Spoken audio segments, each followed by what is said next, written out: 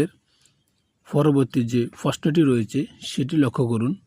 আমাদের এখানে বলা হচ্ছে সি ইকুয়াল এম বাদ এন হলে দেখাও যে সি এর উপাদান সংখ্যা এন হলে পি পাওয়ার অফ সি এর উপাদান সংখ্যা 2n কে সমর্থন করে।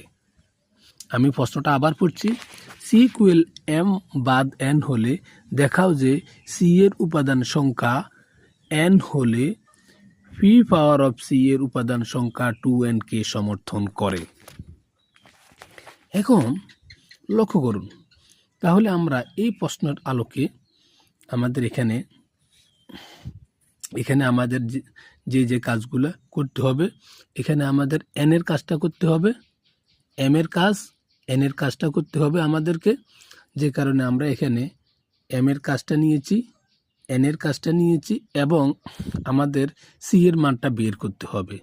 এই যে সি এর মানটা বের করতে হবে, এটি হলো আমাদের মূল কাজ। এরপরে আমাদের পাওয়ারের কাজটা করতে হবে।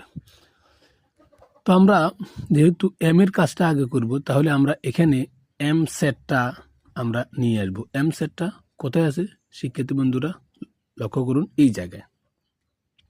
এখান থেকে আমরা এমটা নিয়ে আসব। এই এমটা আমরা দেওয়া আছে দিয়ে এখানে লিখে ফেলব।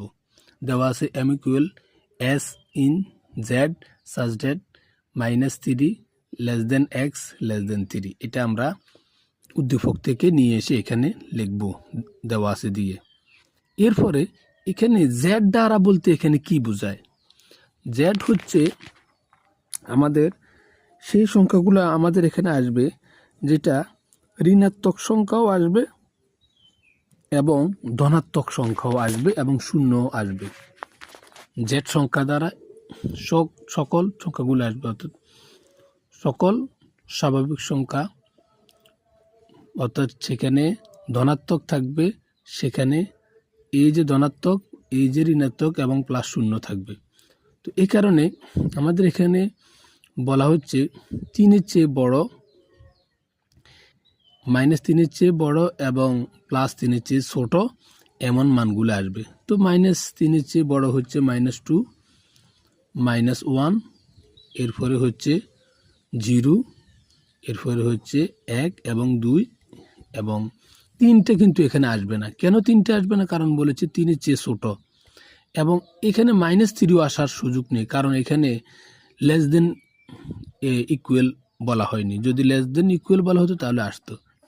তাহলে এখন -3 এবং +3 যদি না আসে, তাহলে আমাদের এখান থেকে